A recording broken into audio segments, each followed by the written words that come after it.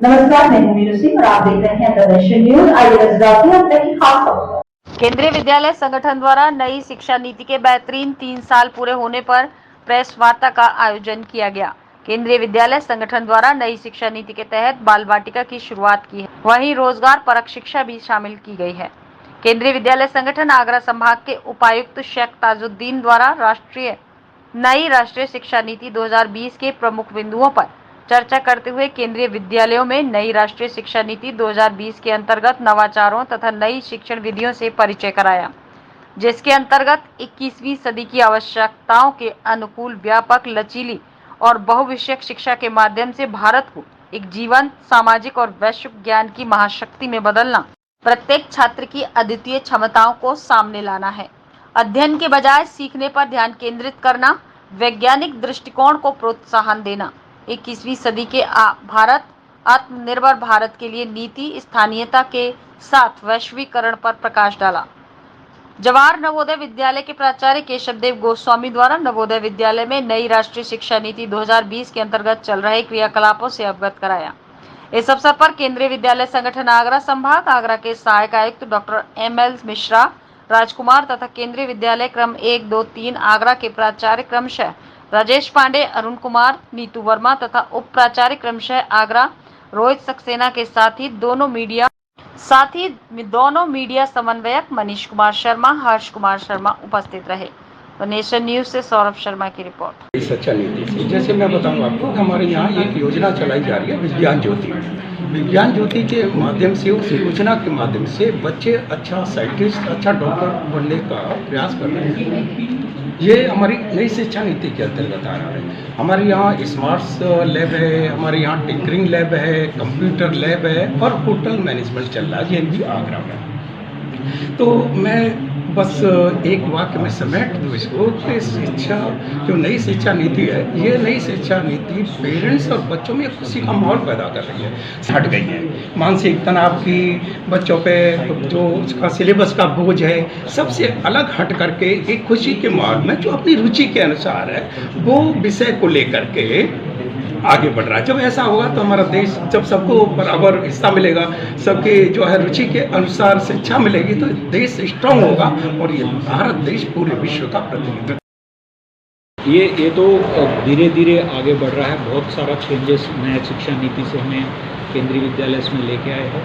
ये मेन ये है क्लासरूम में एक चेंज लर्निंग, चेंज सेंट्रिक हो, रोट लर्निंग से हमें मतलब जो बच्चे याद रखते हैं उसको कम करें, उनके क्रिटिकल थिंकिंग, क्रिएटिव थिंकिंग को बढ़ाने के लिए बहुत सारे एक्टिविटीज़ इसके थ्रू हम बच्चों में ऑलराउंड डेवलपमेंट की कोशिश हम केंद्रीय विद्यालय में कर रहे हैं। और दूसरी चीज़ है, बच्चों में जो हर एक बच्चे में एक इनहेरेंट टैलेंट रहता है, वो टैलेंट को हमें बाहर निकालो। किसी बच्चा म्यूज़िक में अच्छा रहता है, किसी बच्चा ड्राइंग में अच्छा रहता है, किसी बच्चा और कहीं कविता लिखने में अच्छा रहता है। उनके टैलेंट को प्रमोट करने के लिए हमें उनको पूरा कोशिश हमें केंद्रीय विद्यालय में करते आते हैं। और बच्चों में क्रिटिकल थिंकिंग आजकल बहुत ज़रूरी है। बच्चे बहुत इंटेलिजेंट भी है, उनको सही रास्ते में उनका क्रिटिकल थिंकिंग, क्रिएटिव थिंकिंग के लिए डिफरेंट एक्टिविटीज़ करते हैं। और 21st सेंचुरी के लिए बच्चों को हमें तैयार करते हैं, क्योंकि हम भारत देश जो है आत्मनिर्भर बनना है। इसके लिए बच्चों में ये स्किल्स इम्प्रूव करने के लिए केंद्रीय विद्यालय में हर प्रयास हमें करते आ रहे हैं। इसके साथ साथ हम ग्लोबल भी बने और लोकल भी बने। हमारा जो ट्रेडिशनल नॉलेज है उसको भी हमें सीखें, उसको भी हमें अपनाएं। ट्रेडिशनल नॉलेज का कितना महत्व होता है ज़िंदगी में बच्चों के या समाज में, और उसके साथ साथ हमारे बच्चे ग्लोबल लेवल पे भी कम्पीट करें। इसके लिए हमें प्रयास करते हैं। सर कदम उठाए जाएं इसके लिए? हाँ, इसके लिए प्रयास तो हमारे जारी है। जो भी प्रोग्राम्स होते हैं बच्चों को मौका देते हैं, बच्चों को हर एक प्लेटफॉर्म उनके कहीं CCA प्रोग्राम करके रहते हैं, कल्चरल एक्टिविटीज़ हमें हर एक हफ्ता स्कूल में केंद्रीय विद्यालय में करवाते हैं उसके थ्रू। और उसके साथ साथ क्लासरूम में भी बच्चों को एक मौका दिया जाता है। अगर बच्चा मैथ्स सीखता है और मैथ्स के साथ साथ संगीत मैथ्स से जुड़ सके, एक संगीत मैथ्स 2 का बच्चा सीखते हुए मल्टी सब्जेक्ट बच्चा सीखते आगे बढ़ता है। बाल वाटिका शुरू कीजिए, प्ले स्कूल। प्ले स्कूल हमें यहाँ नहीं कहते, बाल वाटिका है ये। इसमें तो पूरा बच्चा जो है उनको कम समय, अभी जो स्कूल है उससे भी कम समय रहते हैं बच्चे, उसमें ज़्यादा सा बच्चे एक्टिविटीज़ से ही सीखते हैं, पूरे एक्टिविटीज़ करवाते हैं।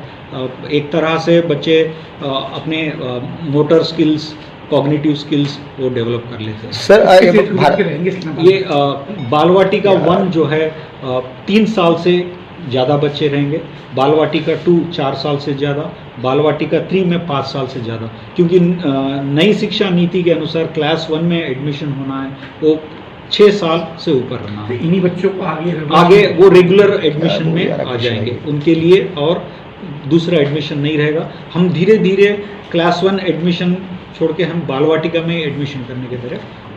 Sir PM Modi skill India की बात करते हैं। अभी आपने भी बोला जी। कि स्किल इंडिया को किस तरीके से 6वीं क्लास से या 11वीं क्लास से स्टूडेंट्स को उतारा जाए, जैसे कि वो आधुनिक भारत का विश्व गुरु बनने की तरफ आगे बढ़े।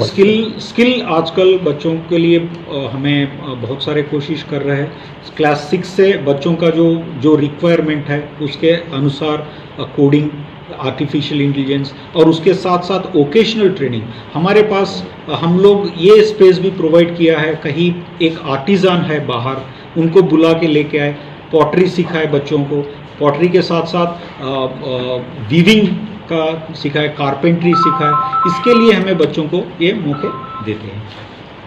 तो सर वोकेशनल कोर्स में आप कौन कौन से कोर्स होंगे? वोकेशनल कोर्सेज में हम ज़्यादा सा आईटी बच्चे प्रेफर कर रहे हैं, जो बच्चों के उनके रिक्वायरमेंट के हिसाब से भी, और उनका क्या इंटरेस्ट है, किस सब्जेक्ट में इंटरेस्ट है बच्चे, उसके हिसाब से वोकेशनल ट्रेनिंग हमें शुरू कर रहे हैं। अभी फॉर एग्जांपल केंद्रीय विद्यालय नंबर 1 एयरफोर्स स्टेशन आगरा में बच्चे क्लास 11th 12 में टूरिज्म में वोकेशनल ट्रेनिंग वो ले रहे हैं। ये सीबीएसई का एक पेपर है, लगभग 120 बच्चे ये कोर्स कर रहे हैं। सर एक बड़ा सवाल है, जहां आप एक और विद्यालय को अग्रसर कर रहे हैं अच्छी कम्युनिटी के लिए, वहीं रेलवे ईदगाह की बदहाली क्यों है? क्या कारण है? वहाँ प्रिंसिपल भी आपके वो नहीं है, बच्चों की स्थिति बहुत खराब है, बैठने की समुचित व्यवस्था नहीं है, उसके लिए क्या प्रयास? सर पंखे तक नहीं के फूड के अंदर? जी नहीं, वो उसका इंफ्रास्ट्रक्चर एक्चुअली टेम्पररी अकोमोडेशन है। हम ये बात रेलवे अथॉरिटी से लेके जाएंगे। हम लैंड के लिए भी कोशिश कर रहे हैं जल्द से जल्द। लेकिन सर छोटे छोटे बच्चे बहुत परेशान होते हैं, बीमार भी हो जाते हैं गर्मी के कारण। ये बात हम इस पे देश और दुनिया की तमाम छोटी बड़ी खबरों के साथ जुड़े रहने के लिए देखते रहिए द नेशन न्यूज।